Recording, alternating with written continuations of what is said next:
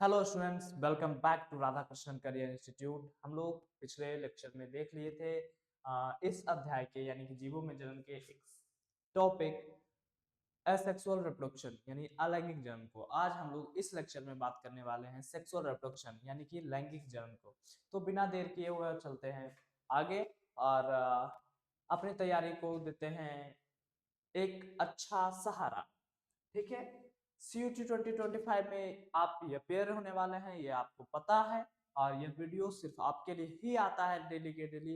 अच्छा, जब आप एग्जाम दीजिएगा, एग्जाम की चाहत है कि किस यूनिवर्सिटी में एडमिशन लेना है, तो आपको इस वीडियो के डिस्क्रिप्शन में तरह तरह के यूनिवर्सिटी का क्या मांग है, क्या सब्जेक्ट कॉम्बिनेशन रहने वाला है, उसका लिंक आपको मिल जाएगा। आप जाके उसको भी देख सकते हैं ताकि आपको यूनिवर्सिटी चूज करने में बहुत हेल्प हो जाए, थोड़ा बहुत ही सही। हम लोग आज इस टॉपिक में लैंगिक जन्म की बात करने वाले हैं। बढ़ते हैं आगे, ये लास्ट टॉपिक होने वाला है, लास्ट लेक्चर भी होने वाला है इस अध्याय का। तो ध्यान से समझ समझ के आगे बढ़ते हैं आराम से। टॉपिक आपको दिख गया होगा, लैंगिक जनन। क्या है? लैंगिक जनन। चलिए पढ़ते हैं और आगे बढ़ते हैं। बोल रहा है लैंगिक जनन के अंतर्गत एक ही जीव अथवा अभिमुख यानी विपरीत लिंग वाले जीव, एक ही जीव या अभिमुख लिंग वाले जीव, विपरीत लिंग वाले जीव भिन्न जीवों द्वारा नर तथा मादा युग्मक का निर्माण करते हैं। भिन्न जीवों का कहने का मतलब एक से ज्यादा जीव यानी दो जीव हैं।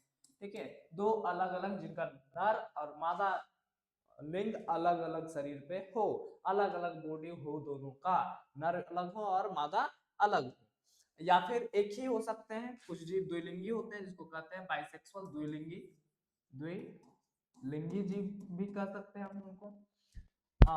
यह युग्मक आपस में मिलकर युग्मनज का निर्माण करते हैं। क्या करते हैं? युग्मनज का निर्माण। क्या करते हैं? नर युग्मक और मादा युग्मक बनाते हैं ये द्विलिंगी जीव, गैमीट का निर्माण करते हैं और गैमीट आपस में संयोजित होकर युग्मनज बनाता है। गैमीट आपस में संयोजित होकर क्या बनाता है? युग्मनज। समझ में आ रहा है? चलिए आगे। इससे आगे चलकर नए जीव का निर्माण होता है। यह अलैंगिक जन्म की तुलना में एक विस्तृत, जटिल तथा धीमी प्रक्रिया है। ठीक है, नर तथा मादा युग्मकों के युग्मन से जो लैंगिक जनन संपन्न होता है, उसके परिणाम स्वरूप जो संतति उत्पन्न होती है, वह अपने जनक के अथवा आपस में भी समरूप नहीं होते। आप लोग कल देखे थे, हम लास्ट लेक्चर में आप लोग देख पाए हैं कि लैंगिक अलैंगिक जनन से उत्पन्न संतति जो होते हैं वह अपने जनक के एकदम समान होते हैं, इसलिए उनको क्या कहते हैं? क्लोन कहते हैं। क्या कहते हैं? क्लोन। जबकि लैंगिक जनन में क्या होता है, जो संतति उत्पन्न होते हैं वो तो ना आपस में सेम होते हैं बल्कि अपने जनक के भी समान नहीं होते। तो जनक के समान हो रहा है ना आपस में समान हो रहा है, तो ये बिल्कुल अलग है और यही विभिन्नता है। जब लैंगिक जनन से कोई संतति उत्पन्न होता है तो वह विभिन्नता लाता है, क्योंकि वहां होता है एक प्रोसेस जिसको कहते हैं मियोसिस, अर्धसूत्री विभाजन। ठीक है, अर्धसूत्री विभाजन ही कारण है किसी चीज में विभिन्नता लाने के लिए। युग्मक बन रहा है कोई द्विगुणित शरीर से, 2n स्ट्रक्चर रहता है, कोई द्विगुणित स्ट्रक्चर, वहां से आप n का फॉर्मेशन युग्मक बना रहे हैं। ये कोई शरीर है जो कि द्विगुणित है, द्विगुणित शरीर है, द्विगुणित शरीर से आप अगुणित युग्मक बनाते हैं। क्या बनाते हैं? अगुणित। अगुणित कौन होता है भैया? युग्मक। युग्मक कैसा होता है? अगुणित। यानी कि गुणसूत्र की संख्या इसमें आधी होती है, ये भी चीज आप देख लीजिएगा कि गुणसूत्र की संख्या कितनी होती है द्विगुणित शरीर में जितनी होती है उसके ठीक आधी। फॉर एग्जांपल, यदि मनुष्य में गुणसूत्र की संख्या 46 होता है पूरा लेके 23 जोड़ा, है ना, 23 पेयर, लेकिन सिर्फ युग्मक में बात करेगा, मानव के युग्मक में बात करेगा तो सिर्फ 23 होगा, 23 पेयर नहीं होंगे। ठीक है, मादा युग्मकों के युग्मन से जो लैंगिक जनन संपन्न होता है उसके परिणाम स्वरूप जो संतति बनते हैं वो अपने जनक के अथवा आपस में समरूप नहीं होते। अलैंगिक जनन में समरूप होता है, इसलिए उसको क्या कहते हैं? क्लोन। लैंगिक जनन में समरूप नहीं होते, वह अपने जनक पादप जंतु तथा फंजाई जैसे वैविध्यपूर्ण जीवों के अध्ययन से पता चलता है कि यद्यपि यह बाह्य आकार की आंतरिक संरचना और शरीर क्रिया विज्ञान में एक दूसरे से अलग है, परंतु जब यह लैंगिक प्रजनन के लिए एक दूसरे के निकट आते हैं तो एक जैसे पैटर्न को अपनाते हैं। यहाँ ध्यान देने वाली बात है, लैंगिक जनन के लिए मेनली कौन आता है? पादप, जंतु और फंजाई वर्ग के जीव, क्योंकि आप लोग कल देखे थे कि प्रोटिस्टा और मोनेरा में जनरली अलैंगिक जनन होता है। प्रोटिस्टा और मोनेरा में जनरली अलैंगिक जनन होता है, और यहाँ प्लांटी, एनिमलिया और फंजाई आपको देखने को मिल रहा है जिसमें लैंगिक जनन की प्रक्रिया देखने को मिलता है। पहले उन सामान्य विशेषताओं पर चर्चा करें जो इन विविध जीवों में समान है। सबसे पहला तो आप सभी जीव अपने जीवन में वृद्धि की एक निश्चित अवस्था एवं परिपक्वता तक पहुंचते हैं। इसके पश्चात ही लैंगिक जनन कर सकते हैं। आपको पता होगा कोई भी जीव जन्म लिया और जन्म के साथ नया संतति बना नहीं सकता है, उसको कुछ टाइम लगता है, तब वो परिपक्व होता है, परिपक्वता आती है, परिपक्वता होने के बाद वो जनन करता है और जनन करने के बाद नए संतति का निर्माण करता है। वो तो कल भी हम लोग देखे थे, लास्ट लेक्चर में भी हम लोग देखे थे। तो क्या यही बात लिखा हुआ कि कोई भी जीव वृद्धि के लिए पहले निश्चित अवस्था तक पहुंचता है, उसके बाद परिपक्वता तक आती है, उसके बाद लैंगिक जनन कर सकता है। वृद्धि की यह काल यानी परिपक्वता आने तक का काल क्या कहलाता है? जुवेनियल फेज, किशोरावस्था। क्या कहलाता है? किशोरावस्था।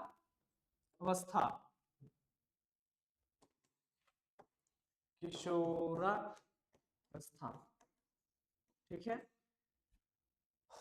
पादपों में यह कायिक प्रवस्था कहलाती है। यदि कोई मनुष्य मानव की बात करेगा तो जुवेनियल फेज कहलाएगा। यदि वो प्लांट में चल जाएगा, एनिमल से निकल के कहा चल गया प्लांट में, तो उसी चीज को बोलेंगे कायिक प्रवस्था। जुवेनियल फेज का टर्म जो है वो एनिमल पर लागू होता है और पादप में इसी टर्म को बोलते हैं कायिक प्रवस्था।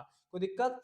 यह प्रवस्था विभिन्न जीवों में अलग अलग अवधि की हो सकती है। कोई परिपक्व जल्दी हो जाएगा, कोई परिपक्व देर से होगा, ठीक है। लेकिन सब जन्म के साथ जनन करना शुरू नहीं करेंगे, मतलब कि परिपक्वता अवस्था पाएंगे तभी जनन कर पाएंगे। चलिए देखते हैं नेक्स्ट। नेक्स्ट क्या है?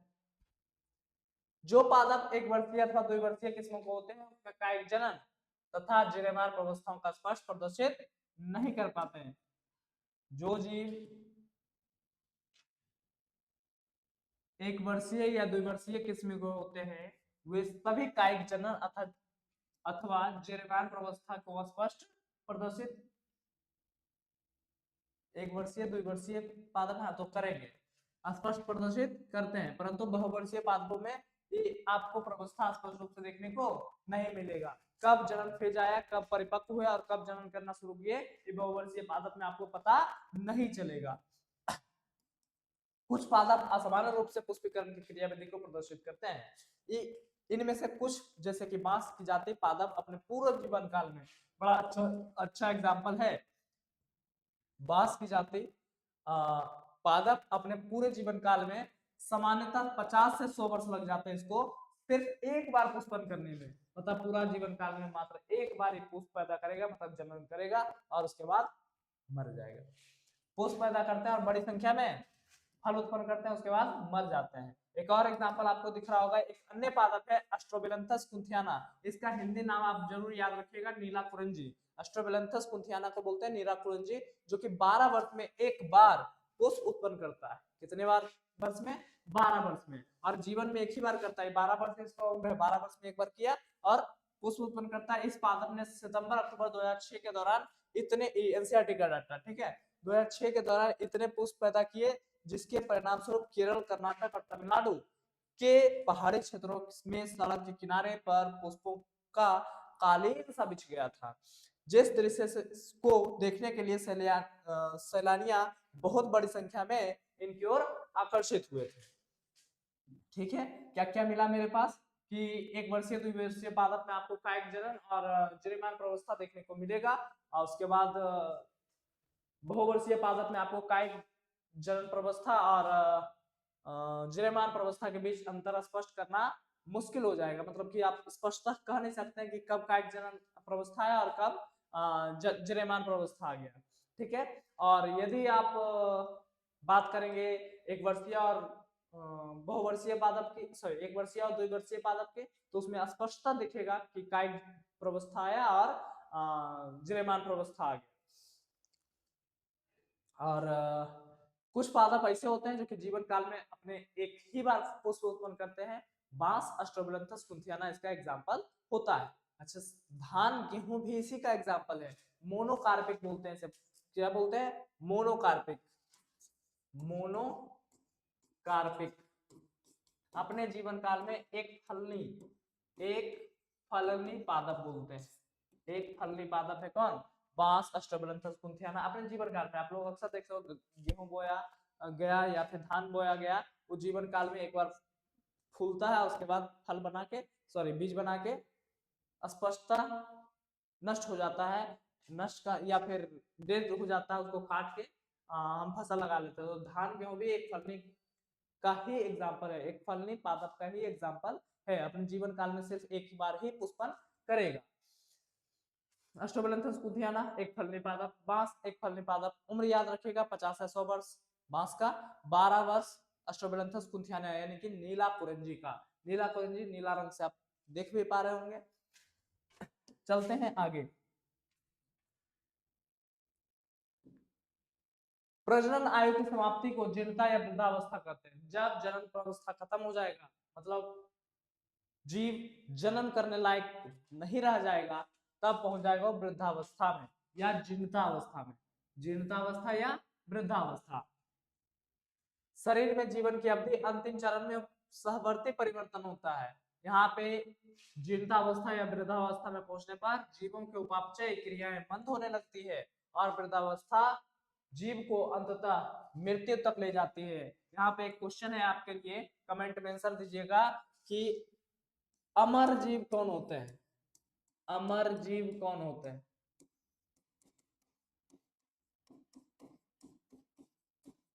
ये क्वेश्चन आपके लिए छोड़ के जा रहे हैं, अमर जीव कौन होते हैं।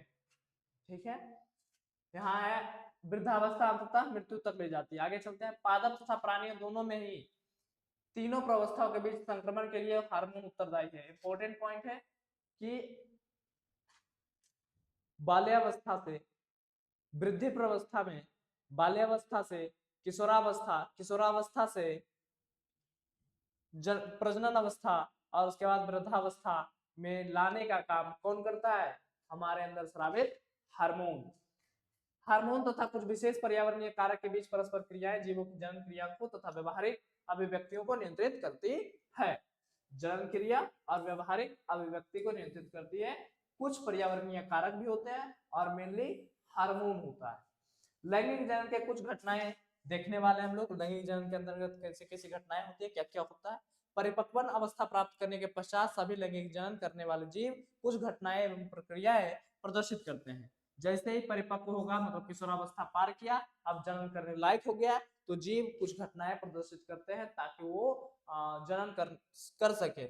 उनमें से कुछ घटनाएं अभी हम लोग नीचे देखेंगे। देखेंगे क्या? मेनली है निषेचन पूर्व घटनाएं, निषेचन पश्च घटनाएं और निषेचन। ये तीन घटनाएं हैं जो कि निषेचन के अंतर्गत आएगा। यही लैंगिक जनन का मेन पार्ट है, जिनमें महत्वपूर्ण मूलभूत समानता होती है। यद्यपि लैंगिक जनन से संबंधित संरचनाएं जीवों में एकदम भिन्न होते हैं, यद्यपि विस्तृत एवं जटिल होने के बावजूद जीवों में लैंगिक जनन घटनाएं एक नियमित क्रम का अनुपालन करती है।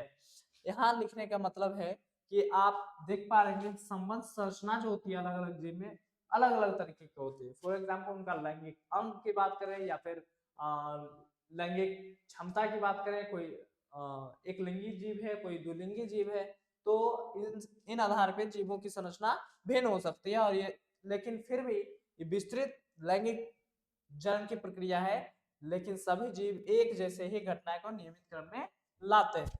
क्या क्या करते हैं ये जीव, देखते हैं। लैंगिक जनन की घटनाएं में आता है निषेचन की घटना। निषेचन की घटना, निषेचन की घटना को बांटा गया तीन भाग में। पहला निषेचन से पहले की घटना, निषेचन होना और निषेचन के बाद की घटना।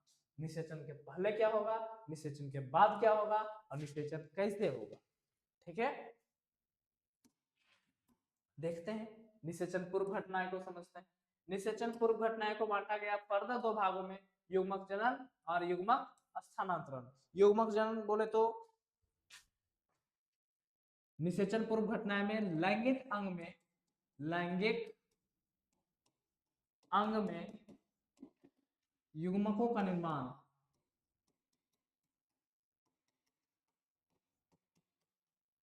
यदि लैंगिक अंग में युग्मकों का निर्माण के बारे में बात करें तो हो जाएगा क्या, युग्मक जनन। लैंगिक अंग में युग्मकों का निर्माण लैंगिक जनन होता है। क्या होता है? युग्मक जनन, युग्मक जनन।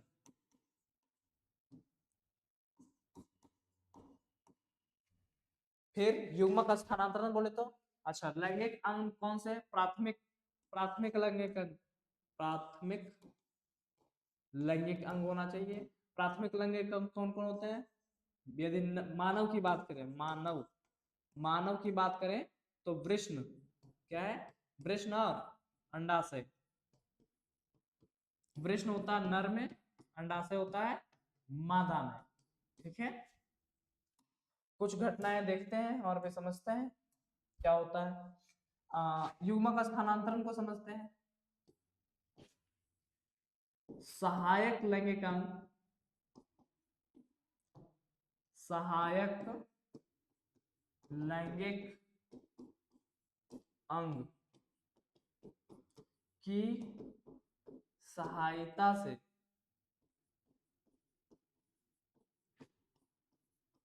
युग्मकों का स्थानांतरण, युग्मकों को, युग्मकों का स्थानांतरण, ये सहायक लैंगिक अंग आपको आगे अगले अध्याय में पढ़ेंगे। सहायक लैंगिक अंग वे होते हैं जो नर युग्मक और मादा युग्मक को आपस में संयोजित होने में मदद करते हैं। तो दिक्कत, दो घटनाएं निषेचन पूर्व घटना में युग्मक जनन और युग्मक स्थानांतरण, दोनों को डिटेल में हम लोग समझने वाले हैं। सबसे पहले युग्मक जनन समझते हैं। युग्मक जनन क्या है? निषेचन पूर्व घटनाएं में युग्मक जनन, युग्मक जनन जो है वह नर तथा मादा दो प्रकार के युग्मकों के निर्माण की प्रक्रिया है। युग्मक जनन क्या है? नर तथा मादा युग्मकों के निर्माण की प्रक्रिया है। जो युग्मक एक प्रकार के अगुणित कोशिका होती है, कुछ सवाल में इसका एग्जांपल देखने को मिलता है। युग्मक जब एक प्रकार से अगुणित कोशिकाएं होती है, अभी पीछे हम बताए थे कि युग्मक क्या होते हैं? अगुणित कोशिकाएं। कुछ सवाल में दो युग्मक देखने में एक दूसरे के समान होते हैं, अच्छा इसको बोलते हैं समयुग्मकी, समयुग्मक, आइसोगैमेट। ठीक है, ये समयुग्मक है, आइसोगैमेट या होमोगैमेट बोलते हैं। दिखाई पड़ते हैं, इसे समयुग्मकी या समयुग्मक कहते हैं क्योंकि इनके एकरूपता के कारण हम नर तथा मादा युग्मकों की पहचान नहीं कर सकते। ठीक है, श्रेणीबद्ध उसको नहीं कर सकते। ध्यान रहे कि एक युग्मक और दूसरा युग्मक दोनों एक जैसा दिखेगा तो हम कौन नर है कौन मादा इसका डिटर्मिनेशन नहीं कर सकते। तो ऐसे युग्मक को जिसमें डिटर्मिनेशन ना हो तो उसको समयुग्मकी बोलते हैं। यहाँ पे शैवाल एक एग्जांपल दिया, शैवाल में क्लेडोफोरा है। कौन सा शैवाल है? क्लेडोफोरा। आप यहाँ से एग्जांपल लिख सकते हैं कि क्लेडोफोरा में ऐसा होता है। क्लेडोफोरा एक शैवाल है जिसमें समयुग्मकी स्ट्रक्चर देखने को मिलता है। फिर देखें, अधिकतम लैंगिक प्रजनक जीवों द्वारा आकार के रूप से स्पष्ट दो प्रकार के नर तथा मादा युग्मकों का निर्माण होता है जो कि विषम युग्मक कहलाते हैं। आप देख पाए जीवों में नर युग्मक को पुंगनु या शुक्राणु कहते हैं, पुंगनु या शुक्राणु। वही मादा युग्मकों को अंड या अंडाणु या डिंब कहते हैं, अंड, अंडाणु या डिंब कहते हैं। कोई दिक्कत नहीं। ध्यान रहे यहाँ अंड लिखने का समुच्चय ये है कि अंडाणु, अंडाणु शब्द पर रिस्ट्रिक्शन रहता है क्योंकि ये 2n स्ट्रक्चर बनाता है। आप आगे देखेंगे गर्भाशय से रिलीज होने के बाद यह 2n स्ट्रक्चर में ही फॉर्म होता है। अंड बनाते समय ये n स्ट्रक्चर में आता है, इसलिए वहां पे अंड लिखा अंडाणु ने, लेकिन आप लगा सकते हैं कि अगुणित होता है। ठीक है, आइसोगैमेट समझ लिए कि शैवाल में क्लेडोफोरा में आइसोगैमेट होता है। दोनों नर तथा मादा युग्मक दोनों एक दूसरे के समान दिखते हैं, इसलिए इसको क्या बोलते हैं? आइसोगैमेट। फिर है अन्य जीव जो लैंगिक जनन करते हैं, दो अलग अलग प्रकार के युग्मक का निर्माण करते हैं। नर युग्मक अलग, मादा युग्मक अलग, दोनों का साइज अलग है या फिर आकृति अलग है, तो हम कह सकते हैं कि वो विषम युग्मक है। आगे बढ़ते हैं। ये है आपका एग्जाम्पल। देखिए यहाँ आइसोगैमेट्स यानी कि सम युग्मक का एग्जाम्पल है क्लोरोफोरा। आप बताएंगे पीछे कि क्लोरोफोरा एक एग्जाम्पल बनता है सम युग्मक का, शैवाल है क्लोरोफोरा। फिर एक और आता है फ्यूकस शैवाल, जो कि नर यहाँ है और मादा यहाँ है। देखिए नर कितना छोटा और मादा कितना लार्ज है। ये रहा नर और ये रही मादा का युग्मक, नर का युग्मक मादा का युग्मक, ठीक है। यानी शुक्राणु है और ये अंड है। यहाँ आप देख सकते हो होमोसेपियंस यानी मानव का, मानव में भी ये शुक्राणु है जो कि नर का भाग है, नर का युग्मक है, और ये अंडाणु है जो कि मादा का युग्मक है। तो दिक्कत देख रहे हैं आकार भेद, तो ये दोनों किसका एग्जाम्पल हो जाएगा, हेट्रोगैमेट्स का, इसका हेटेरोगैमेट्स का, ठीक है। और ये आइसोगैमेट्स का, ये किसका एग्जाम्पल है, आइसोगैमेट्स का। कोई दिक्कत नहीं, परेशानी नहीं होना चाहिए। चलिए आगे, बिना देर किए हुए लेक्चर को ठीक समय पे खत्म किया जाए। निषेचन पूर्व घटनाएं ही अभी चल रहा है, उसमें युग्मक का स्थानांतरण। पॉइंट नंबर 2, अधिकतर जीव में नर युग्मक चलनशील होते हैं और मादा अचल।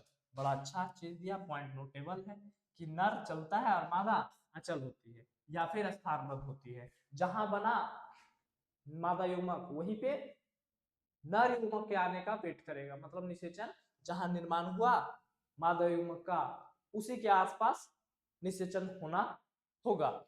नर युग्मक चलनशील है तो मादा युग्मक के पास पहुंचेगा, ठीक है।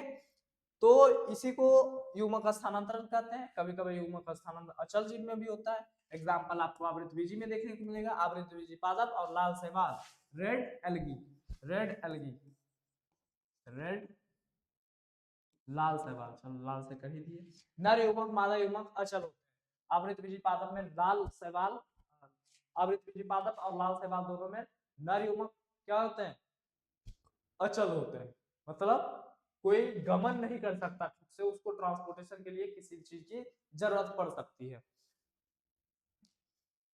अधिकांश साधारण पादपों जैसे कि शैवाल, ब्रायोफाइट तथा टेरिडोफाइट में जल ही माध्यम होता है। शैवाल, ब्रायोफाइट और टेरिडोफाइट में युग्मकों के एक दूसरे के पास ले जाने का काम करता है माध्यम जल, जिसमें युग्मकों का स्थानांतरण संपन्न होता है। नर युग्मकों का एक बहुत बड़ी संख्या यद्यपि मादा युग्मकों तक पहुंचने में असमर्थ होती है। हालांकि परिवहन के दौरान इस कमी की पूर्ति हेतु नर युग्मक मादा युग्मक की संख्या की तुलना में कई हजार गुने अधिक संख्या में पैदा किए जाते हैं, ठीक है। नर की संख्या, नर युग्मक की संख्या मादा युग्मक से कई गुना ज्यादा होती है। कारण है क्योंकि जल द्वारा संबंध हो रहा है आपका शैवाल में ब्रायोफाइट, टेरिडोफाइट, क्योंकि इसी के द्वारा वो युग्मक स्थानांतरित होगा। नर युग्मक पानी में छूटेंगे और तैरते तैरते पहुंच जाएंगे मादा युग्मक के पास। तो किधर जाना है इसका डायरेक्शन लेस होता है, मतलब ज्यादा मादा युग्मक है या नहीं है इसकी जानकारी उसको नहीं होती, तो जिधर तिधर भी जा सकता है। इसलिए उसकी पूर्ति के लिए नर युग्मक की संख्या ज्यादा उत्पन्न की जा सकती है, क्योंकि चांसेस निषेचन का बढ़े, निषेचन की चांसेस बढ़े। सर निषेचन युग्मक संलयन, युग्मक आपस में जुड़ पाए, ठीक है, इसी को निषेचन कहते हैं। हम लोग निषेचन पूर्व घटनाएं देख रहे हैं, इसके बाद निषेचन पश्च घटना आएंगे, उसको भी समझेंगे। युग्मक स्थानांतरण में ही है अभी। द्विलिंगी में स्वतः निषेचनीय पादप जैसे कि मटर, अच्छा एग्जांपल है। मटर कैसा है, द्विलिंगी पौधा, यहाँ दिया ना द्विलिंगी है और स्वतः निषेचनीय पादप है, बोले तो खुद को निषेचित कर सकती है, स्वनिषेचन, स्वनिषेचन होता है इसमें, ठीक है। स्वनिषेचन परागकणों के वर्तिकाग्र पर स्थानांतरण अपेक्षाकृत सरल होता है, ठीक है, क्योंकि आपस में होता है। अच्छा यहाँ पे और भी एग्जांपल बन सकते हैं द्विलिंगी में। गुड़हल, गुड़हल जानते हैं, गुड़हल क्या होता है, China rose, China rose, China rose यदि लैंगिक जन्म में भाग ले रहा है तो द्विलिंगी पुष्प है तो स्वनिषेचन कर लेगा। ऐसे बहुत से एग्जाम्पल हो सकते हैं जो द्विलिंगी और स्वनिषेचन कर सकते हैं। एक एग्जाम्पल है अनुर्मिलता का, वायोला और ऑक्जेलिस, ये सब ऐसे पुष्प है जो कि कभी खिलते ही नहीं, अंदर एक स्वनिषेचन कर लेते हैं। सरसों एक एग्जाम्पल बन जाता है द्विलिंगी पुष्प का, सरसों, ठीक है। और भी एग्जाम्पल है बहुत सारे द्विलिंगी जीव आप जानते हैं। स्थानांतरण अपेक्षाकृत सरल होता है क्योंकि इनमें परागकोश तथा वर्तिकाग्र एक दूसरे के निकट स्थित होता है। परागकण जैसे ही झड़ने लगते हैं इसके तुरंत बाद ही वर्तिकाग्र के संपर्क में आते हैं। पर परागित पादप में, जिसमें एक लिंगाश्रयी पादप सम्मिलित होता है। पर परागित किसमें होगा? स्वपरागण हमेशा द्विलिंगी पुष्प में होगा। स्वपरागण हमेशा किसमें होगा? द्विलिंगी पुष्प में। जरूरी है स्वपरागण होने के लिए द्विलिंगी पुष्प का होना अनिवार्य है। फिर पर परागण होने के लिए एक लिंगाश्रयी पादप का होना अनिवार्य है। इस विशिष्ट घटना को परागण या पोलिनेशन कहते हैं। इसमें वर्तिकाग्र पर परागकणों का स्थानांतरण सुगमता पूर्वक संपन्न हो जाता है। परागकण वर्तिकाग्र पर अंकुरित होते हैं तथा परागनली द्वारा नर युग्मकों को अपना साथ लेते हुए अंड के भीतर प्रवेश कर जाती है। अंड के पास नर युग्मक को अपने से बाहर निकाल देती है। यहाँ बड़ा अच्छा चीज लिखा, पीछे लिखा था कि जो आवृत बीजी पौधे होते हैं उनमें नर युग्मक चलनशील नहीं होता, मतलब अचल होता है। तो उसी का एक लाया कि जब नर युग्मक वर्तिकाग्र पर स्थानांतरित होगा, जब नर युग्मक मादा पुष्प के वर्तिकाग्र पर स्थानांतरित होगा तो यहाँ से अंडाशय में जाने के लिए इसके से विकसित होगा एक परागनली और वहां से जल जाएगा बीजांड के अंदर। ठीक है, बीजांड के अंदर प्रवेश करेगा, परागनली के द्वारा जाएगा, खुद से चल के नहीं जाएगा, यानी अचल है, कोई दिक्कत नहीं। ध्यान रखिएगा, यहाँ परागकण वर्तिकाग्र जब परागकण पर स्थानांतरित होता है तो सुगमता से ले जाने के लिए क्या विकसित हो जाता है? परागनली। क्या विकसित हो जाता है? परागनली। ठीक है। अच्छा, परागनलिका का विकास जो होता है आगे अगला अध्याय में इसके बारे में जिक्र है कि परागनलिका का विकास कौन करता है? तो परागकण में स्थित कायिक कोशिका, परागकण में स्थित कायिक कोशिका, ये याद रखिएगा,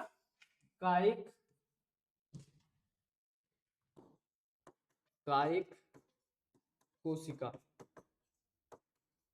होगा परागनलिका का विकास। ठीक है। नर युग्मक का विकास करेगा जनन कोशिका। नर युग्मक का विकास कौन करेगा? नर युग्मक का विकास करेगा जनन कोशिका। चलिए बढ़ते हैं आगे। सेकेंड पॉइंट लैंगिक जनन की सर्वाधिक महत्वपूर्ण एवं रोमांचक घटना निषेचन। युग्मक का युग्मन यानी fusion of gametes. Fusion of gametes, युग्मक संलयन, सिनगैमीट, वही फ्यूजन को ही बोलता है, यानी निषेचन कहलाता है, जिसके परिणाम स्वरूप द्विगुणित युग्मज का यानी सप्तांड का निर्माण होता है। आप जानते हैं युग्मक कैसे होते हैं? नर युग्मक और मादा युग्मक। अभी अब पढ़ के आए हैं कि कैसे संरचना होती है, दोनों के दोनों अगुणित होती है। क्या होती है? अगुणित। अब बताइए ये दोनों आपस में जुड़ जाएंगे, आपस में जुड़ जाएंगे। चलिए जुड़ गए और उसके बाद जुड़ने के बाद अभी भी अगुणित है, अभी भी कैसा संरचना है? एन और एन दिख रहा है, अगुणित। अब जुड़ने के बाद एक ही युग्मक में बन जाएगा और 2n दोनों का गुणसूत्र आपस में मिल जाएगा, तो इसको कहेंगे द्विगुणित। द्विगुणित। और ये द्विगुणित संरचना जो होती है वह युग्मनज होती है, निसप्तांड होती है। युग्मनज कैसे होते हैं? 2n होते हैं। कैसे होते हैं? 2n। इस प्रक्रिया के लिए भी निषेचन का बहुधा प्रयोग किया जाता है। यद्यपि युग्मक का संलयन तथा निषेचन शब्द का बहुधा प्रयोग होता रहता है, हालांकि एक दूसरे के पूरक शब्द है, सेम टू सेम शब्द नहीं है।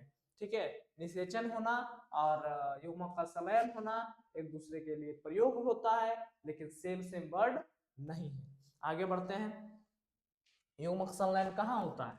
अभी हम बताएं कि जहां मादा युग्मक बनेगा, यदि अचल में है तो जहां मादा युग्मक है वहीं पे संलयन होगा। यदि नर युग्मक चलनशील है तो फिर जहां मादा युग्मक अचल है तो वहीं निषेचन होगा। मतलब युग्मक जहां पे रहेंगे वहीं निषेचन की क्रिया संपन्न हो गई, युग्मक संलयन संपन्न होगा।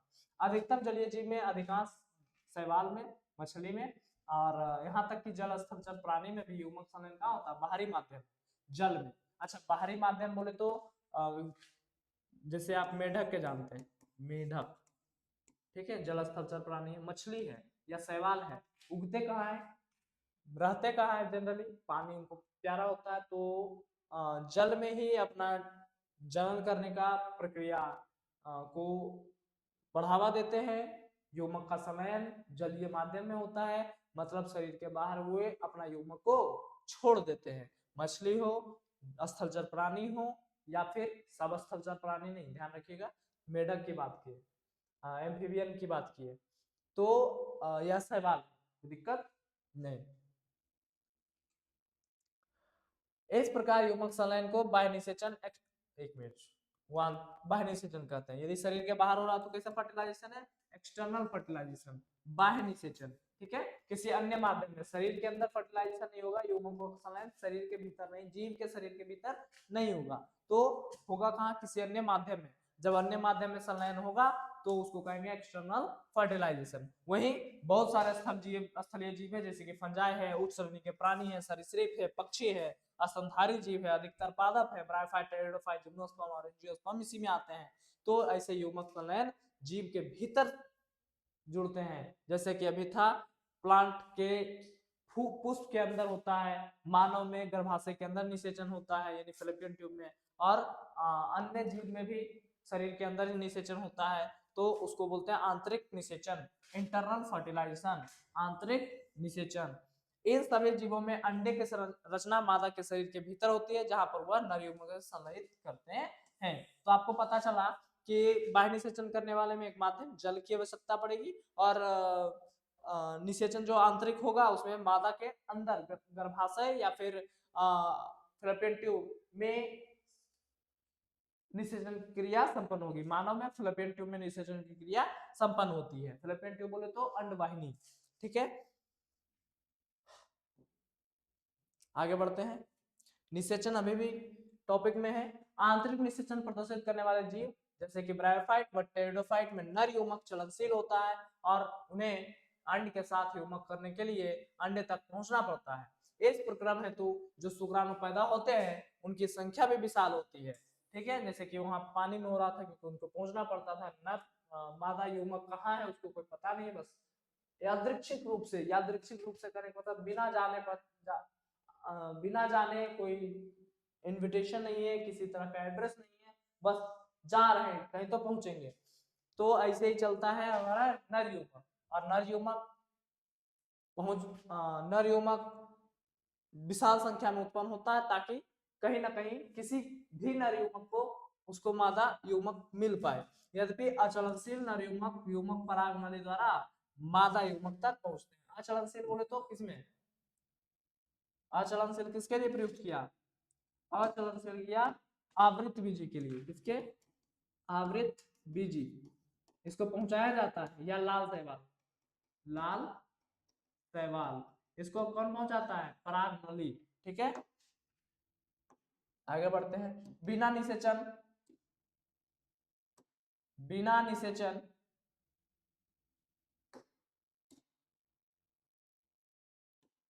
आई थिंक, हाँ, बिना निषेचन अर्थात नर युग्मक के युग्मन के बिना ही मादा युग्मक नए जीव का निर्माण हेतु विकसित हो जाता है। इस प्रकार की घटना को कहते हैं अनिषेक जनन, ठीक है। यानी युग्मक का निर्माण किया ही नहीं, बिना निषेचन अथवा नर युग्मक के युग्मन के बिना ही मादा युग्मक नर नए जीव के निर्माण हेतु विकसित होने लगे, तो इस प्रकार की घटना को कहते हैं अनिषेक जनन, पार्थेनोजेनेसिस। अब पार्थेनोजेनेसिस का एक एग्जांपल बनता है केला, ठीक है। या और भी पार्थेनोजेनेसिस किसमें होता है, मधुमक्खी में, मधुमक्खी,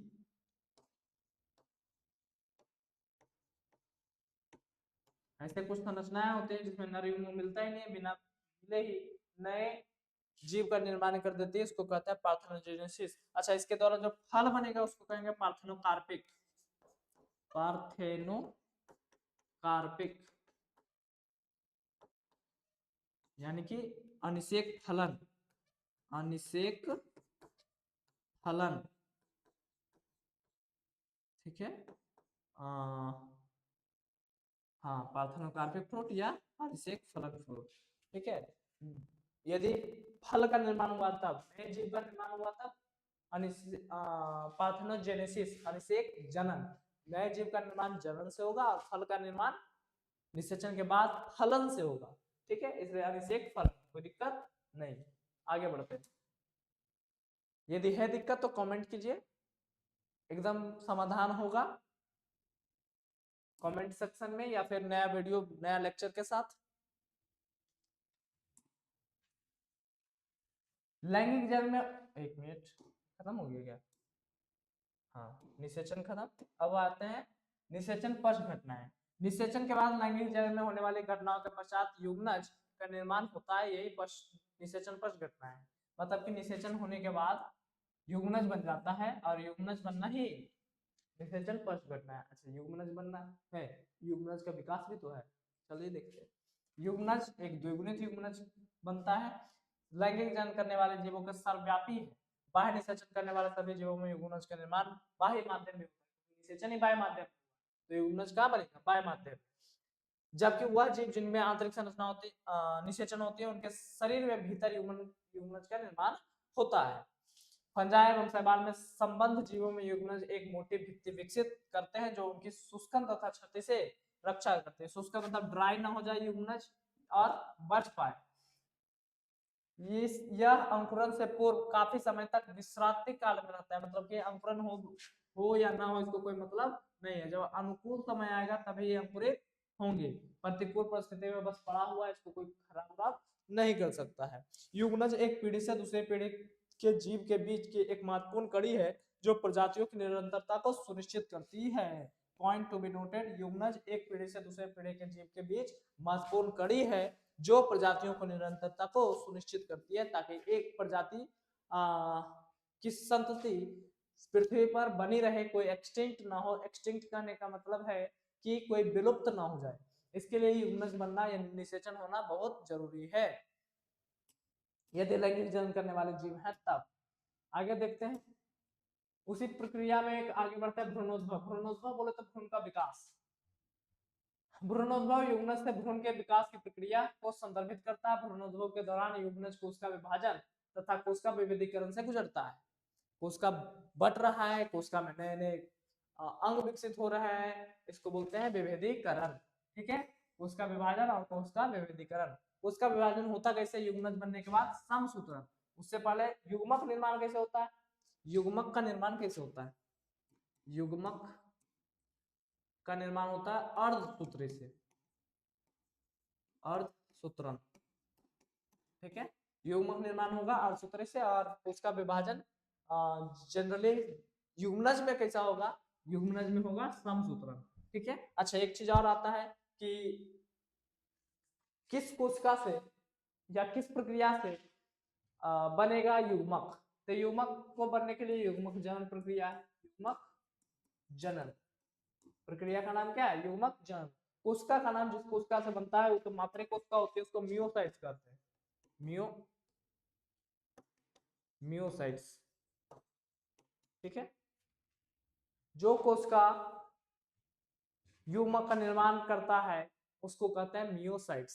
ठीक है, पुष्पीय पादपों में युग्मनज का निर्माण बीजांड के अंदर होता है। निषेचन के पश्चात पुष्प के बाह्यदल, पंखुड़ी तथा पुंकेसर मुरझाकर झड़ जाते हैं, यद्यपि इस तरीके से जुड़ा रहता है। निषेचन के पश्चात युग्मनज भ्रूण में तथा बीजांड बीज में, बीजांड किसमें बदल जाता है? बीज में। अंडाशय फल में, और अंडाशय भित्ति फल भित्ति में बदल जाती है। भ्रूण का विकास के दौरान कोशिका विभाजन से कोशिकाओं की संख्या में वृद्धि होती है। वही कोशिका विभेदीकरण से कोशिकाओं के समूह एक निश्चित रूपांतरण से गुजरकर विशेषकृत उत्तकों एवं अंगों की रचना करते हैं, जिसके परिणाम स्वरूप जीव का पूरा निर्माण हो जाता है। कोई दिक्कत? Is there any problem? चलते बढ़ते आगे। यहाँ से युग्मक का निर्माण अर्धसूत्री विभाजन से होता है। युग्मनज से जो भ्रूण का विकास होता है वो समसूत्री विभाजन से होता है। बीजांड बीज में परिवर्तित होता है। निषेचन के बाद युग्मनज भ्रूण में परिवर्तित होता है, अंडाशय फल में, और अंडाशय की भित्ति फल भित्ति में विभेदित होती है। चलिए आगे बढ़ते हैं। प्राणियों के को अंडप्रजक तथा सजीव प्रजक श्रेणियों में विभक्त किया गया।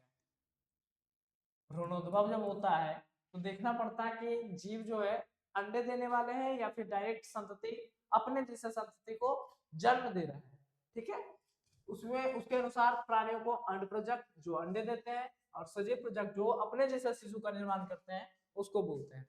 जो इस तथ्य पर आधारित है युग्मज ने मादा जनक के शरीर के बाहर विकास किया अथवा भीतर। यदि मानव जनक के भीतर विकास किया तो सजीव प्रजक होगा, और यदि बाहर विकास किया तो वह प्रजक होगा।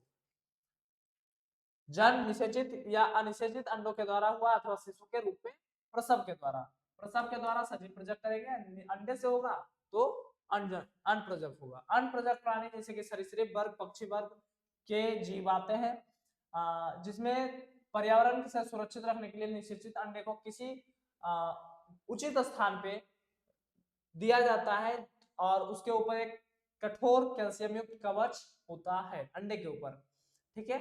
और अंडा जब दे देता है किसी सुरक्षित स्थान पर, तो उसके बाद अंडे कुछ निश्चित निवेशन अवधि के बाद स्फुटन द्वारा यानी फूटकर नए शिशु को जन्म देता है। वहीं दूसरी तरफ जब देखें कि सजीव प्रजक में जीव में मेनली मैमल्स यानी कि शिशु जो जन्म देता है जनरली स्तनधारी जीव ही होते हैं। मैमल्स अधिकतर उसमें स्तनधारी जीव है, जिसमें मनुष्य भी आता है। मादा जीव के शरीर के भीतर युग्मनज का विकास होता है और सही समय आने पर कुछ समय के पश्चात मादा जनक नए शिशु को प्रसव के द्वारा जन्म देती है। भ्रूणीय सही देखभाल तथा संरक्षण के कारण सजीव प्रजक जीवों में उत्तरजीविता रहने का सुअवसर बढ़ जाता है, ठीक है। मतलब पेरेंटल केयर जो मिलता है आपको गर्भ के भीतर, भ्रूणीय संरक्षण, इसमें उत्तरजीविता यानी कि जीवित रहने के चांसेस सबसे ज्यादा होता है, ठीक है। और कौन सा विधि है? प्रसव द्वारा जन्म देता है। हाँ, अंडा सब फूट के निकलता है तो स्फुटन, और हाँ प्रसव, ज्यादा कुछ है नहीं। आगे बढ़ते हैं। एक सब टॉपिक है जीवों में लैंगिकता। जीवों में लैंगिकता अभी देखेंगे। सामान्यतः जीवों में लैंगिक जन्म के दौरान दो विभिन्न जीवों का युग्मकों का युग्मन होता है, परंतु यह सदा के लिए सत्य नहीं है। क्या बोला? लैंगिक जन्म के दौरान दो विभिन्न जीवों के युग्मकों में युग्मन होता है, परंतु यह सदा के लिए सत्य नहीं है। क्या कारण है सदा के लिए सत्य नहीं है? अभी देखिए, दो अलग अलग दो जीवों में, ठीक है, तब विभिन्न जीव जरूरी एक लिंगी रहे, तब एक लिंगी जीव रहे, तब द्विजीव का होना अनिवार्य है। यदि द्विलिंगी जीव रहे तब द्विलिंगी जीव रहे तब दोनों एक ही शरीर में हो जाएगा, मतलब खुद को निषेचित कर लेगा, खुद का अंडाणु से खुद के शुक्राणु को मिला देगा, और खुद के शुक्राणु को खुद के अंडाणु से मिला देगा और नए जीव का निर्माण कर देगा। बहुत से फंजाई तथा पादपों में द्विलिंगीय स्थिति देखने को मिलती है, जिसके लिए इसे उभयलिंगाश्रयी पादप या कहते हैं या समथैलेसी शब्द का प्रयोग किया जाता है। यदि जीव है तो उभयलिंगाश्रयी, और पादप है तो जनरली समथैलेसी का प्रयोग करते हैं, या फिर उसमें भी उभयलिंगाश्रयी पादप का इस्तेमाल शब्द का इस्तेमाल कर देते हैं। एक लिंगी की स्थिति में उल्लेखित करने के लिए एक लिंगाश्रयी तथा विषमथैलेसी शब्द का प्रयोग किया जाता है। पुष्पीय पादपों में एक लिंगी नर पुष्प पुंकेसरी होता है तथा अर्थात पुंकेसर परागकण बनाता है, ठीक है। पुंकेसर है जो कि नर पुष्प का प्रतिनिधित्व करता है, नर पुष्प वहन करने वाले, जबकि मादा पुष्प को स्त्री केसर कहते हैं। पपीता तथा खजूर एक लिंगाश्रयी पादप है। कुकुरबिटा और नारियल उभयलिंगाश्रयी पादप है। आपको पपीता और खजूर कैसा मिलेगा? एक लिंगाश्रयी। अच्छा, यहाँ पे कंफ्यूजन है। मोनो मतलब क्या होता है? मोनो मतलब होता है एक, कभी कभी लिख देता है मोनोसियस, मोनोसियस प्लांट। तो आप गलती से भी नहीं समझिएगा कि वो एक लिंगाश्रयी पादप के बारे में बात किया है। मोनोसियस प्लांट जो होता है द्विलिंगी पौधा के बारे में बात करता है। द्विलिंगी पौधा। सर क्यों?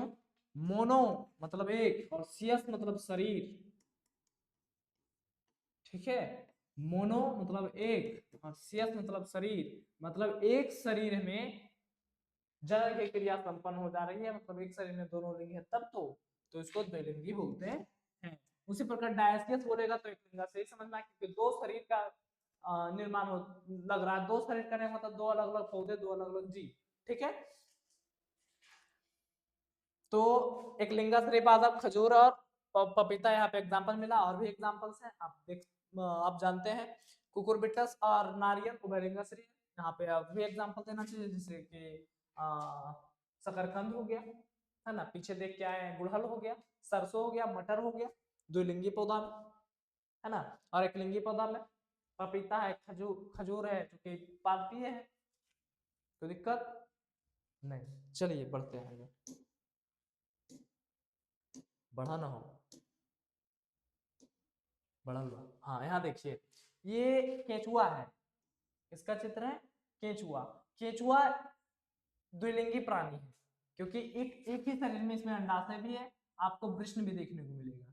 ठीक है, केचुआ कैसा है? द्विलिंगी, द्विलिंगी। फिर आप नीचे आइए, नीचे आपको दिख रहा होगा कारा का चित्र है। किसका है? कारा। कारा एक पौधा है, इसमें उगोनियम और एंथ्रोडियम ये अंग है जो कि एक ही बॉडी पे है, ये एक ही शरीर के ऊपर है, तो ये एक लिंग, सॉरी द्विलिंगी हो जाएगा। आर्गोनियम, कारा और केचुआ द्विलिंगी का एग्जांपल बन गया। थर्ड पिक्चर आप यहाँ देख पा रहे होंगे, केचुआ कॉकरोच दिया हुआ है। कॉकरोच में मेल है, फीमेल है, दोनों अलग अलग शरीर पे है। ये फीमेल बॉडी है और एक मेल बॉडी, इसमें टेस्टिस मिल रहा है और ये ओवरी मिल रहा है। ओवरी फीमेल में मिलता है, टेस्टिस मेल में मिलता है। टेस्टिस बोले तो वृषण, ठीक है, वृषण, और ये अंडाशय। ये दोनों अलग अलग है, फीमेल में अंडाशय में मिलेगा, वृषण टेस्टिस में मिलेगा, दोनों अलग अलग शरीर में, तो ऐसा है यूनिसेक्सुअल, यूनिसेक्सुअल, एक लिंगी। बढ़ते हैं नेक्स्ट। और भी क्या, हाँ और भी एग्जांपल है, मार्केंसिया है, मार्केंसिया। मार्केंसिया एक लिंगी है, यहाँ पे देखिए आप, आर्केडियोफोर और एंथ्रेडियोफोर दोनों अलग अलग पुष्प हैं। एंथ्रेडियोफोर एंथर, एंथर बोले तो मेल, ठीक है, और आर्कगोनियम है फीमेल, ठीक है। फीमेल थैलस है, मादर थैलस और नर थैलस। मार्केंसिया में आपको यहाँ शकरकंद का एग्जांपल देखने को मिलेगा, शकरकंद। ये चित्र किसका है? शकरकंद का। इसमें आपको कार्पेल और स्टेमेन देखने को मिलेगा। कार्पेल बोलते हैं स्त्रीकेसर को, और स्टेमेन बोलते हैं पुंकेसर को, ठीक है, स्त्रीकेसर और पुंकेसर, स्त्रीकेसर और पुंकेसर। स्त्रीकेसर पुंकेसर दोनों एक ही फूल के अंदर है, इसलिए कैसा फूल है? द्विलिंगी, द्विलिंगी। अब तो समझ में आया, शकरकंद द्विलिंगी, मार्केंसिया एकलिंगी, कारा द्विलिंगी, कारा द्विलिंगी, और भी कुछ, केचुआ द्विलिंगी, तिलचट्टा एकलिंगी, नारियल द्विलिंगी, पपीता एकलिंगी, खजूर एकलिंगी, कुकुरबिटा द्विलिंगी, ठीक है। अच्छा कुकुरबिटा में कौन आता है? याद रखिएगा, खीरा वर्ग है, ठीक है। इसमें आप कुकुरबिटा में आप खीरा को ला सकते हैं, ककड़ी को ला सकते हैं, ठीक है, और घिया को ला सकते हैं, कुकुरबिटा में ही आता है। लौकी, लौकी, लौकी के बारे में आप बात कर सकते हैं, ठीक है। चलते हैं नेक्स्ट टॉपिक की ओर, क्या है? वृद्धि प्रवस्था। अच्छा कुछ प्रवस्था देख लेते हैं, पढ़ के आए हैं। जनन प्रवस्था, वृद्धि प्रवस्था, सॉरी वृद्धि प्रवस्था के अंतर्गत पढ़ के आए, बाल्यावस्था, किशोरावस्था प्रवस्था, जनन प्रवस्था, उसके बाद जीर्णतावस्था, इस सबको डिटेल में समझ लेते हैं। थोड़ा सा ही है, ज्यादा नहीं है।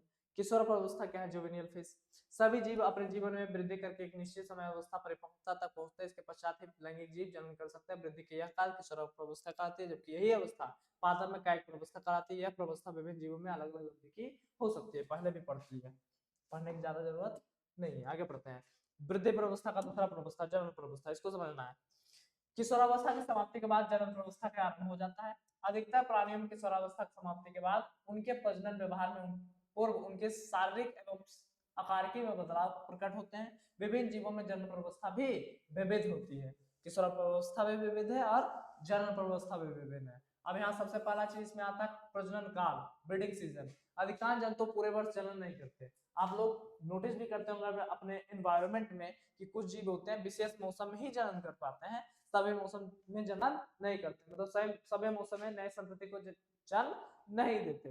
तो ये प्रक्रिया ब्रीडिंग सीजन पर निर्भर करती है कि उनके लिए कौन से मौसम उपयुक्त है कि अपना संतति बढ़ाएं, अपने पॉपुलेशन इजाफा करें या फिर नए संतति का निर्माण करें, जनन करें। अधिकांश जंतु पूरे वर्ष में जनन नहीं करते। इस प्रकार के जंतु ऋतुनिष्ठ होते हैं। ऋतुनिष्ठ मतलब मौसम प्रजनकी। जैसे कुछ पक्षी को आप देखते होंगे, कबूतर वगैरह भी मौसम प्रजनकी है। पक्षी इस प्रकृति में हमेशा रहते हैं, लेकिन अंडे वे किसी विशेष ऋतु में ही देते हैं। यद्यपि संरक्षण में रखे जाने वाले पक्षी हैं, जैसे कि कुक्कुट फॉर्म में वर्ष भर अंडे देने के लिए क्षमता उत्पन्न की जा सकती है। ऐसे मामलों में अंडे देने का कार्य जनन क्रिया से संबंधित न होकर इसकी बड़े पैमाने पर व्यापार की उत्पत्ति है, जो मात्र मानव कल्याण ही कहा जा सकता है। अब अच्छा, पक्षी में तो कुक्कुट भी आ गया। कुक्कुट मतलब क्या होता है? कुक्कुट मतलब मुर्गा होता है, ठीक है, मुर्गी पालन, मुर्गी। तो मुर्गी फार्म में क्या होता है, मुर्गियां साल भर अंडा देती है, कारण हार्मोनल बदलाव, सुई इंजेक्शन देके ऐसा किया जाता है और मुर्गियां इस तरह से निर्मित की जाती है कि अंडे देने के लिए प्रेरित हो जाती है। तो ऐसे अंडे जो होते हैं वो न स्वास्थ्य के लिए लाभदायक है और न ही कार्य जनन क्रिया में लाभदायक है। मतलब मनुष्य अपनी भूख मिटाने के लिए इस तरह के घटनाओं को अंजाम देता है ताकि खाद्य पूर्ति हो सके, भोजन की पूर्ति हो सके। जनन प्रवस्था के दौरान अपरास्तनीय मादा, अपरास्तनीय मादा के अंडाशय के सक्रियता में चक्रीय तथा सहायक वाहिकाओं का हार्मोन में परिवर्तन आने लग जाते हैं। बड़ा अच्छा है, अपरास्तनीय मादा के अंडाशय की सक्रियता में चक्रीय परिवर्तन। तो इसे चक्रीय परिवर्तन में आने वाले के जीव को दो भागों में बांटा गया है, एक को नॉन प्राइमेट और एक को प्राइमेट। नॉन प्राइमेट और प्राइमेट वैसे जीव जिसमें अंडाशय में चक्रीय परिवर्तन के बाद गर्भाशय से रक्त का स्राव होता है, उसको प्राइमेट में रखते हैं, और यदि रक्त का स्राव ना हो तो उसको नॉन प्राइमेट में रखते हैं। ठीक है, सब स्तनधारी जीव नहीं है, प्राइमेट और नॉन प्राइमेट दोनों कौन है? स्तनधारी जीव, मैमेलियंस। नॉन प्राइमेट स्तनधारी के वो समूह है जिसमें गाय, भेड़, चूहा, हिरन, कुत्ता, चीता आदि होते हैं। ये जनन के दौरान ऐसे चक्रीय परिवर्तन देखे गए हैं जिनमें ब्लड का फॉर्मेशन नहीं होता, मतलब उसके गर्भाशय से रक्त का स्राव नहीं होता चक्रण के दौरान। ठीक है, तो ऐसे को बोलते हैं मध्य चक्र, स्ट्रेस साइकिल। जबकि प्राइमेट्स के अंदर बंदर, कपे एवं मनुष्य में यह देखा गया है कि यह ऋतुस्राव चक्र कहलाता है, जिसमें ब्लड का फॉर्मेशन होता है, मतलब कि ब्लड का स्राव होने लग जाता है। ठीक है, यहाँ से क्या निकलते हैं? ब्लड। ऋतुस्राव चक्र में ब्लड फॉर्म होता है और उसमें गाय, भेड़, चूहा, हिरन, कुत्ता, चीता सब नहीं है। प्राइमेट मतलब नॉन प्राइमेट है, और प्राइमेट में मानव, कपी, बंदर ये सब आते हैं। कपी एज अ गोरिल्ला, चिंपैंजी ये। अधिकांश स्तनधारियों अपने पूर्ण जनन काल में जनन के लिए सक्रिय होते हैं, इसी कारण इन्हें सतत प्रजनक या कंटिन्यूअस ब्रीडर भी कहते हैं। स्तनधारी जीव साल में हर मौसम में जन्म दे रहा है, जन्म कर रहा है ज्यादातर स्तनधारी जीव। ठीक है, सब नहीं, ज्यादातर स्तनधारी जीव, सभी नहीं। चलिए बढ़ते हैं आगे। थर्ड, जनन प्रवस्था के बाद आता है जिरेमान प्रवस्था, लास्ट प्रवस्था। जनन प्रवस्था के बाद वृद्धा प्रवस्था या जनता प्रवस्था की शुरुआत होती है, और इसको इसके समाप्ति का मापदंड भी माना जाता है। किसका? जनन प्रवस्था या प्रजनन आयु का। शरीर में जीवन की अवधि को अंतिम चरण में सहवर्ती परिवर्तन या उपापचय क्रियाएं बंद होने लगती है। वृद्धावस्था व्यक्ति को या जीव को मृत्यु तक ले जाता है। कहां तक ले जाता है? मृत्यु तक, मतलब अंततः फिनिश ऑफ द लाइफ, है ना, लाइफ का बंटाधार हो जाएगा। तीनों प्रवस्था के बीच संक्रमण के लिए कौन उत्तरदायी है? हार्मोन। हार्मोन तथा कुछ विशेष पर्यावरण कारक पीछे देख के आए हैं। अब ये हमारा लैंगिक जनन का पूरा टॉपिक खत्म हो गया। अब हम लोग चलने वाले हैं क्वेश्चन सेशन पे, जो सबसे इंपॉर्टेंट होता है। पूरा क्या पढ़े, क्या क्वेश्चन हो पा रहे हैं, कैसे कैसे क्वेश्चन आ सकते हैं, या इस तरह के क्वेश्चन पे हम लोग अटेम्प्ट कर रहे हैं, और क्या ये सफल होने वाला है हमारी तैयारी, देखते हैं क्वेश्चन सेशन। ठीक है, आई होप आप लोग को विजुअल हो, क्योंकि व्हाइट बैकग्राउंड है यहाँ पे, विजुअलाइजेशन का थोड़ा इशू हो सकता है। चलिए एकदम इनसे किया जाए। अष्टोबेलंथस कुंथियाना को क्या कहते हैं, पहले हम जिक्र किए हैं। अष्टोबेलंथस कुंथियाना नीला रंग से था, नीला कुरंजी, 12 वर्ष में फूलते हैं। ठीक है, इसका आयु क्या होता है, 12 वर्ष। इसे टॉपिक बना लीजिएगा कि जो उससे रिलेटेड हो थोड़ा बहुत। तमिलनाडु, कर्नाटक, केरल इस समय उगत था 12 वर्ष में। निम्न में से किसके द्वारा आनुवांशिक युग्म बनते हैं जिसमें नई विविधताएं विकसित होती है। नई विभिन्नताएं आना, विभिन्नताएं, नया विभिन्नता किसके द्वारा आ सकती है, लैंगिक जनन से। किसके द्वारा, लैंगिक जनन से। फिर देखते हैं लैंगिक जनन की घटनाओं के लिए असत्य कथन चुनिए। 3 नंबर क्वेश्चन, लैंगिक जनन की घटना के लिए असत्य कथन, मतलब ऐसा कथन जो कि लैंगिक जनन के दौरान न हो। सभी लैंगिक जनन करने वाले जीव मूलभूत रूप से समान प्रक्रियाएं दिखाते हैं। मूलभूत करने वाले, हाँ, लैंगिक जनन एक ही तरीके से होता है। निषेचन पूर्व घटनाएं, निषेचन और निषेचन पश्च घटनाएं। लैंगिक जनन से संबंधित संरचनाएं पृथक जीवों में समूह भिन्न भिन्न होती है। पूर्व निषेचन, सी क्या है, पूर्व निषेचन, निषेचन और पश्च निषेचन लैंगिक जनन की घटनाओं का सही क्रम है। सबसे पहले, हाँ, ये भी सही है। उपरोक्त में से कोई नहीं। सभी लैंगिक, फिर से पढ़ लेते हैं, सभी लैंगिक जनन करने वाले जीव मूलभूत रूप से समान प्रक्रियाएं दिखाते हैं। सही है। लैंगिक जनन से संबंधित संरचनाएं पृथक जीवों के समूह में भिन्न होते हैं, अलग अलग।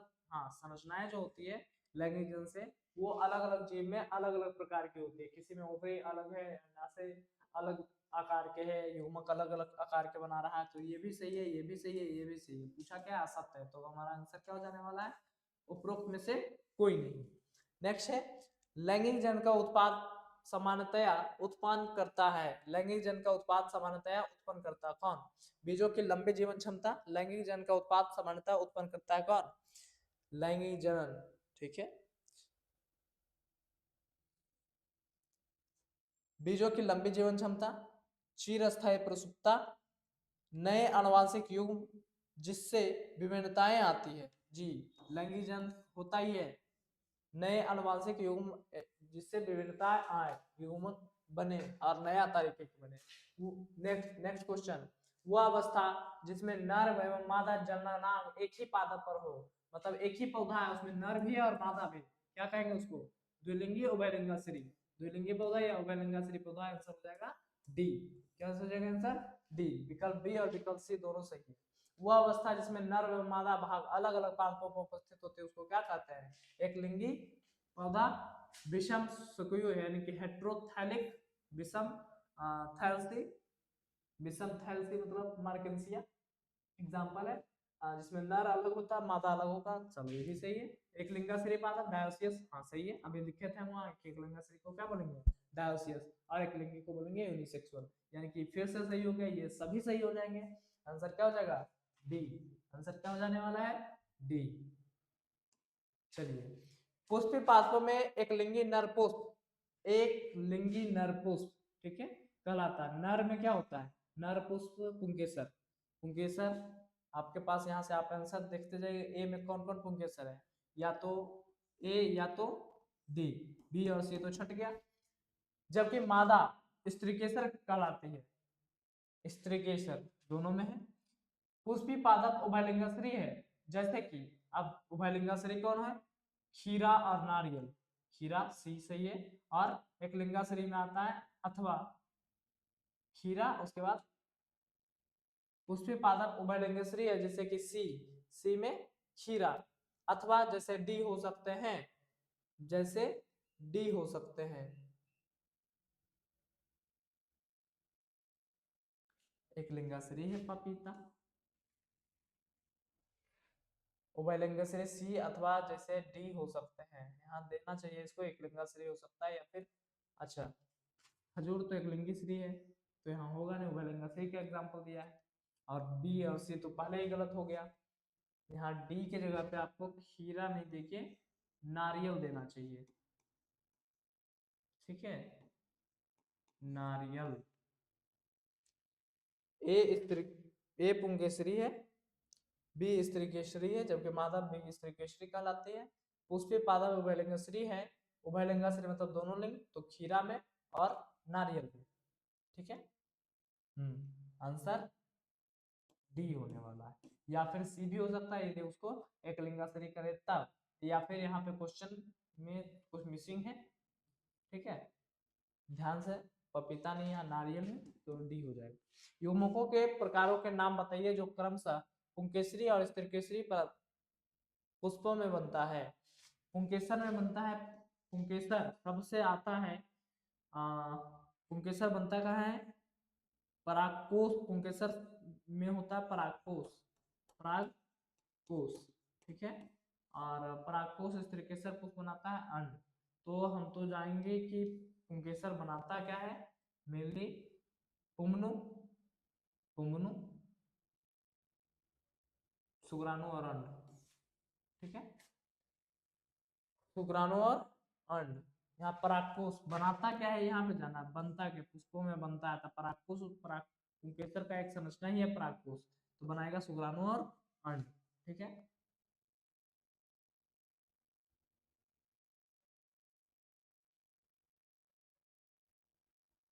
युग्मकों के प्रकार के नाम बताए, जो युग्मक के प्रकार में पूछा था, तो यहाँ युग्मक शुक्राणु और अंडाणु ही है, अंडाणु और शुक्राणु की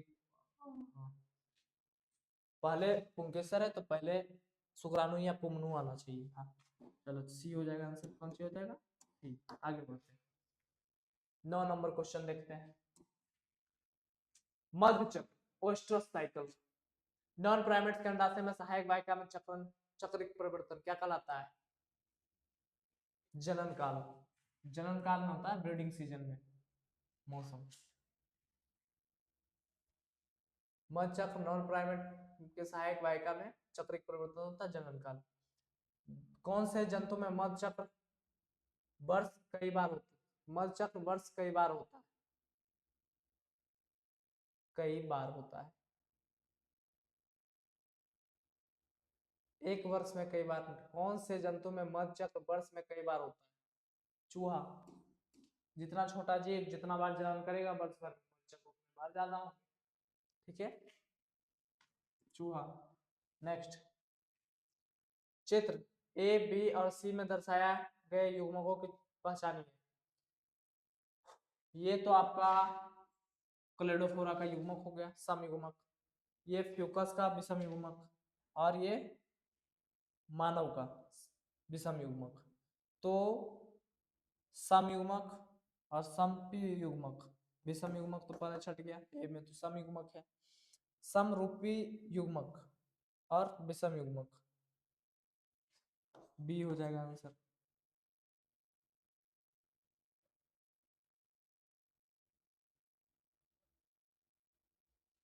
चित्र ए बी और सी में ए समयुग्मक को दर्शा रहा, तो बी और डी, ए और डी तो पहले गलत हो गया, समरूपी युग्मक और विषम युग्मक। यहाँ सी भी विषम युग्मक है, तो सी भी विषम युग्मक है, तो बचा क्या, बी। चलिए, निम्न में से कौन उभयलिंग पादप है, हर्माफ्रोडाइट यानी उभयलिंग होना चाहिए, कौन सा पादप है, सॉरी सिर्फ उभयलिंग पूछा, केचुआ, केचुआ तो लिंगी है। निम्न में से कौन एक लिंगी जाति है, एक लिंगी जाति कौन है, तिलचट्टा।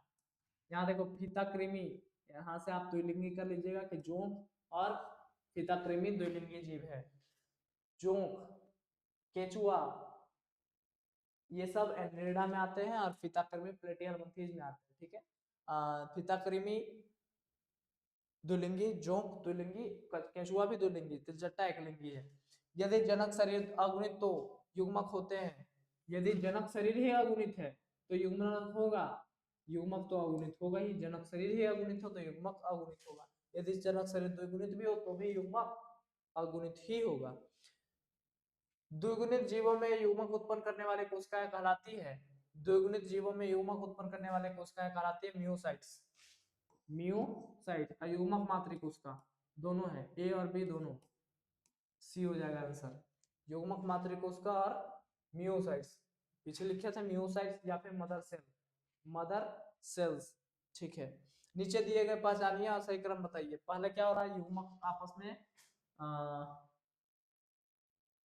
जुड़ रहा है, युग्मक संलयन हो रहा है, फिर युग्मक जुड़ गया, युग्मनज बना लिया, और युग्मनज के बाद एक नया जीव बन गया। युग्मक का संलयन हुआ, युग्मनज हुआ और युग्मक नया शरीर बना लिया। चलिए आगे। शैवाल में पाए जाने वाले युग्मक के प्रकार के नाम बताइए। शैवाल में कैसे युग्मक पाए जाते हैं? समयुग्मकी क्लेडोफोरा देख क्या है, फ्यूकस शैवाल ही है, वे समयुग्मकी होते हैं। तो असमयुग्मकी तो 2 एग्जांपल बन गया, तो 3 को मान लेंगे। विषम युग्मक की अवस्था में नर युग्मक क्या कहलाता है? विषम युग्मक की अवस्था में नर युग्मक क्या कहलाता है? नर युग्मक पुंगनु, शुक्राणु दोनों। चलिए आंसर क्या हो जाएगा, डी, शुक्राणु या पुंगनु कहते हैं। नर व मादा युग्मकों का संलयन क्या कहलाता है? 3 गैमीट, निषेचन। विकल्प ए एवं बी दोनों सही है, यहाँ भी दोनों हो जाएगा, निषेचन या सिनगैमी। फ्यूजन सिनगैमी कहलाता है, इसको फर्टिलाइजेशन की तरह इस्तेमाल करते हैं, कहलाता है। चलो आगे। निम्न में से कौन सा कथन सत्य नहीं है? युग्मक गुणसूत्रों का केवल एक समूह ग्रहण करता है। युग्मक गुणसूत्रों का केवल एक समूह ग्रहण करता है। अर्धसूत्री विभाजन, न्यूनीकारी विभाजन जो अगुणित और द्विगुणित दोनों जीवों में होता है, ये सत्य गलत है। अगुणित जीव में अर्धसूत्री विभाजन कैसे होगा?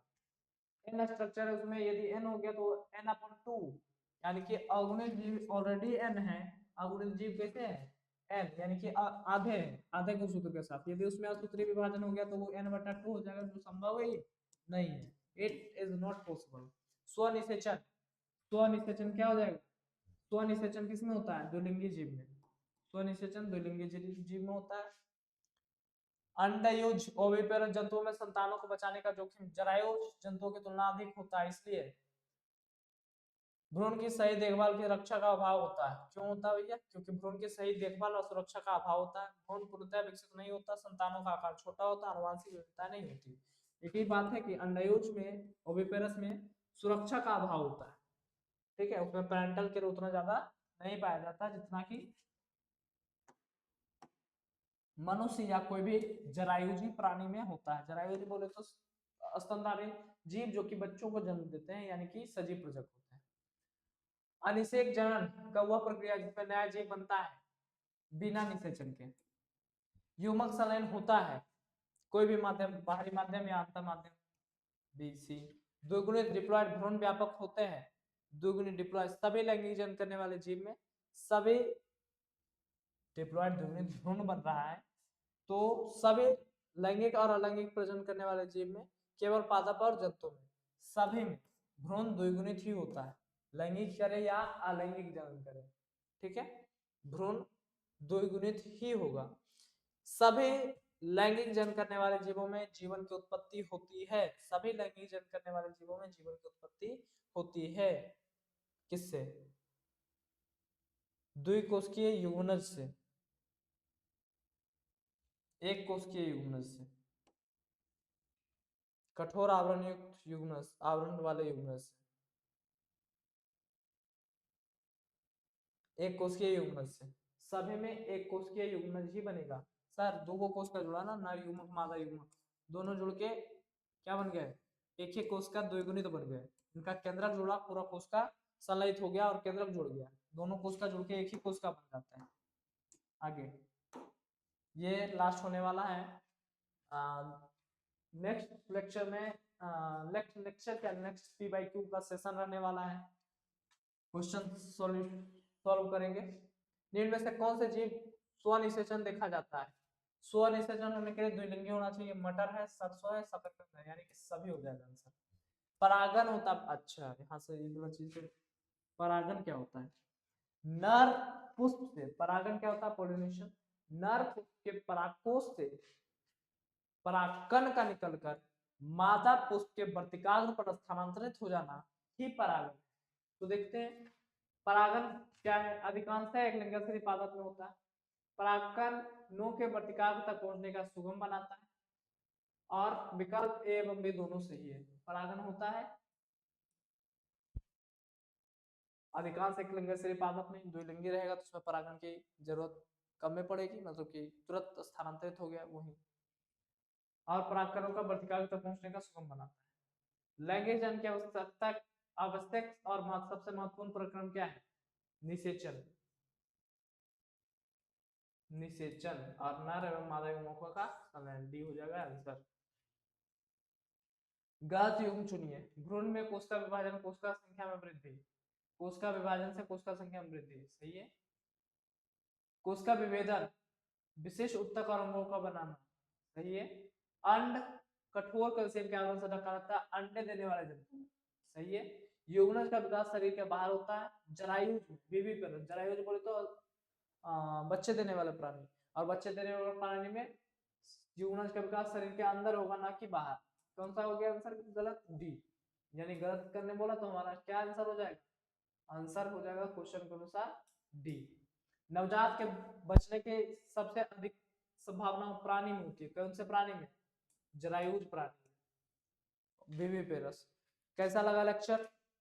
तो लेक्चर यदि सपोर्टिव है तो कमेंट में जरूर बताइएगा yes sir the lecture is supportive. क्या कीजिएगा? सपोर्ट, ठीक है। कमेंट में आपको डालना है सपोर्टिव। और सेशन आज के लिए बस इतना ही।